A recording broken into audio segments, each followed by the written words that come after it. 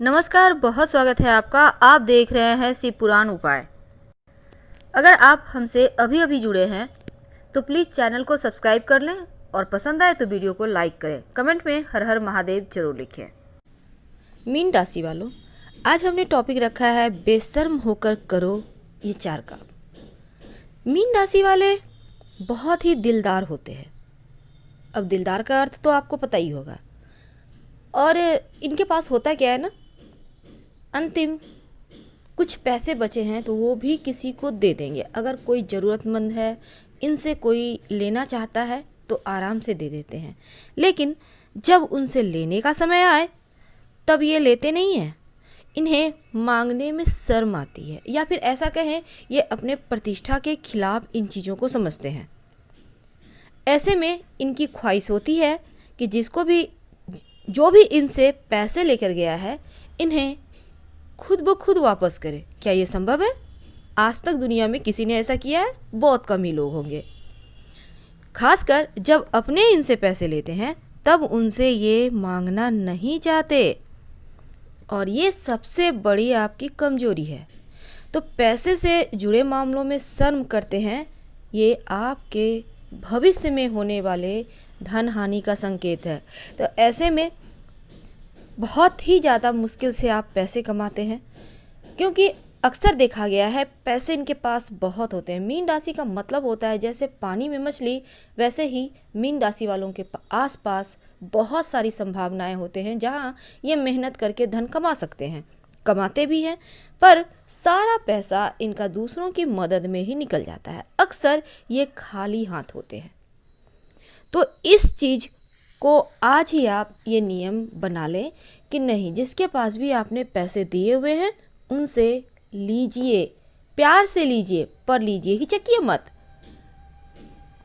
देखिए यहाँ पर होता क्या है ना, मीन राशि वालों, अगर आप चाहते हैं कि पैसे में बरकत हो तो घर के पश्चिम दिशा में धन रखिए, और यहाँ पर लोहे की कोई वस्तु या लोहे का एक सिक्का ही सही जरूर रखिए, और धन के स्थान को व्यवस्थित रखें। वैसे तो मीन वाले इसी के लिए जाने ही जाते हैं, क्योंकि हर एक वस्तु को व्यवस्थित रखना इन्हें अच्छा लगता है।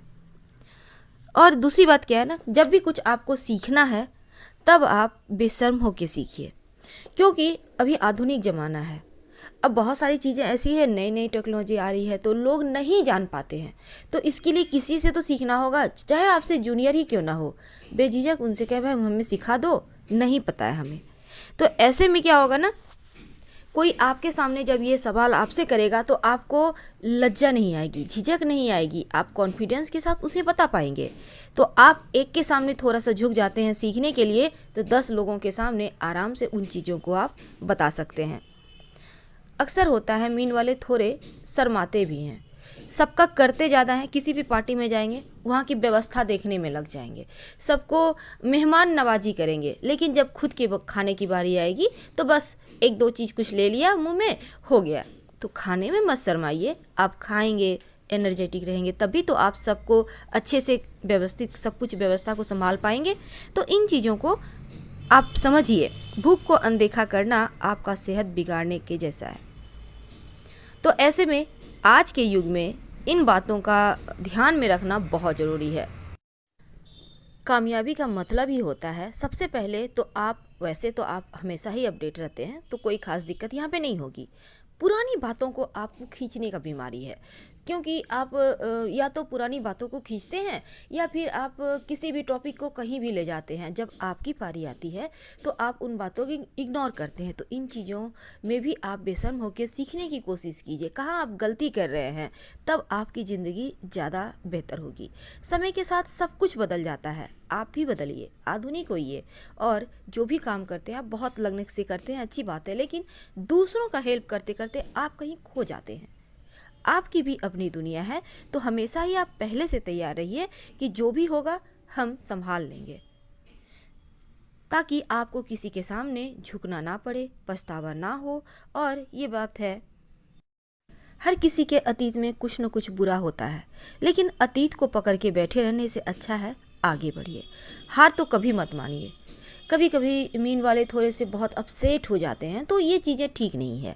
मत होइए, पॉजिटिव सोचिए और आगे बढ़िए, क्योंकि आगे एक बहुत अच्छा समय आपका इंतज़ार कर रहा होता है। तो बेशर्म होकर कुछ चीज़ों को करने से आप प्रॉफिट में रहेंगे। हर हर